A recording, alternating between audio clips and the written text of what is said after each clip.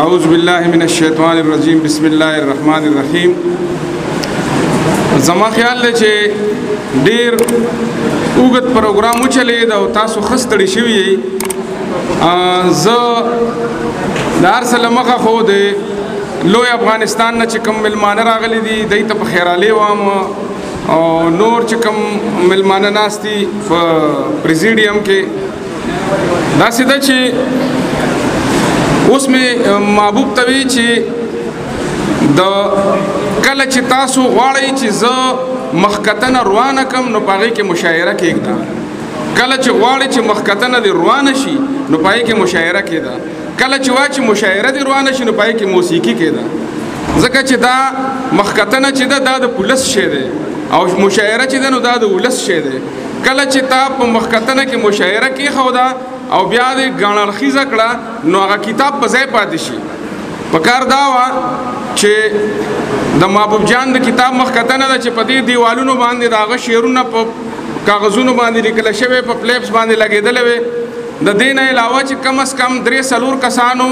د محبوب جان په فن باندې د هغه په ژوند باندې تاثرات ویلی وې چا چې دی پیژنده او څوک چې په شعر و ادب باندې پوهېدل. د دې نه علاوه چې دی زمونږ د صوابۍ چې کوم نماینده نظمګو شاعران دي نو 2 کسه کم از کم داسې پکار وو چې د محبوب جان دا ژوند د ده دا زیار د ده دا دردونه د ده دا کرب دا نظم کړی وی او تاسو سره شریک کړی وی چې رحمان بابا وایي چې دا دستور دی چې له درد از بیرګې خیږي ګنې څه د رحمان د شاعرۍ. نو دا چې کوم خلیل جبران یو خبره کوي هغه وایي چې زه هغه رباب یم چې د قوت کل لاس مې ټنګوي. زه هغه رباب یم چې د خدای پاک د قدرت لاس مې ټنګوي. نن محبوب جان هم دا خبره کولی شي چې زه هغه رباب یم چې د قوت کل لاس مې ټنګوي. ځکه چې دا یو ډېره غیر معمولي واقعه ده. دا څه نارمل خبره نه ده. اسیم انسان چې دی د هغه باره کې خدای پاک وایي چې لقد خلقنا الانسان فی احسن تقویم چې دا ما د هر چا نه زیات ښایسته پیدا کړی دی. دا زما شاهکار دی. بیا چې کله تاسو وګورئ په دې قرآن مجید کې خدای پاک وایي چې د عقل والاو دپاره په دې کائنات کې آیاتونه دي. آیات 2 قرآن دي. یو قرآن دا دی چې کوم په جماعت کې پروت دی موږ یې وایو. یو قرآن د خدای پاک دا کائنات دی. د دې دا ښکلاګانې د دې دا ښایستونه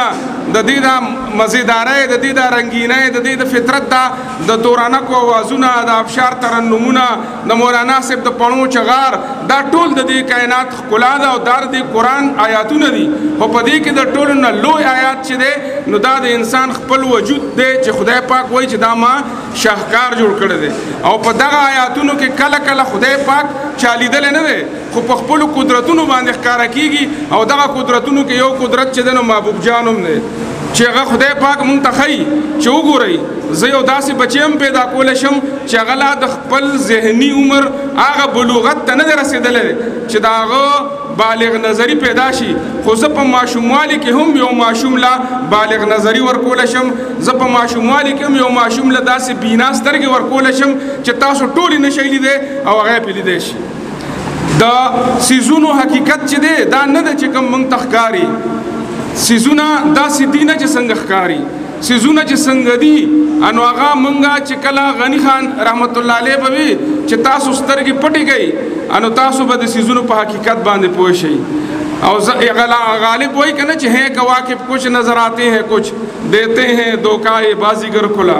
مطلب دا چې سپوږمۍ داسې نه ده څنګه چې ښکاري نور داسې نه ده چې څنګه چې ښکاري. دې شاعرانو له خدای پاک دا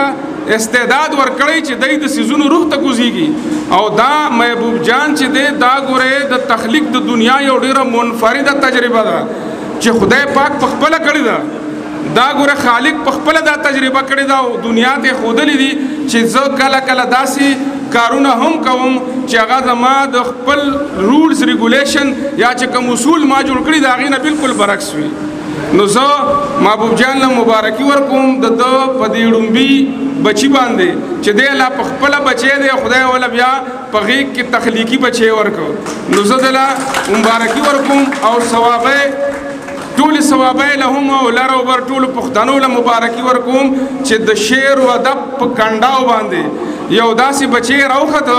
چې ان شاء الله داسې وخت را روان دی چې د هغه یو سترګه به د جان کیټ وي او یو سترګه به د شیلې وي یو سترګه به د خوشحال وي او بل سترګه به د رحمان وي او دغه نور دوه سترګې چې ځکه مې یادوم دا یو سترګه د شاعر په سینه کې وي او یو په مازغو کې وي د عام سړي صرف دوه سترګې وي او د شاعر او د دانشور یو سترګه په مازغو کې وي او یو په سینه کې وي په هغې باندې هغه څیزونه ویني چې عام سړی نشي لیدی او تاسو د محبوب جان کتاب راوالی نو تاسو به ووینئ چې محبوب جان هغه څه لیدلی دي او هغه څه محسوس کړي دي چې هغه عام سړی عام ولس نشي محسوسولی ښه به وه ډېره چې د محبوب جان په کتاب باندې خبرې شوې وې زه خو د محبوب جان د کتاب عیسی یم نو ما له خواړو خبرې نه دي کول پکار ځکه چې د محبوب جان د کتاب سریزه ما لیکلې ده نو زه هم د دې کتاب عیسی یم خو چونکې دلته کې دا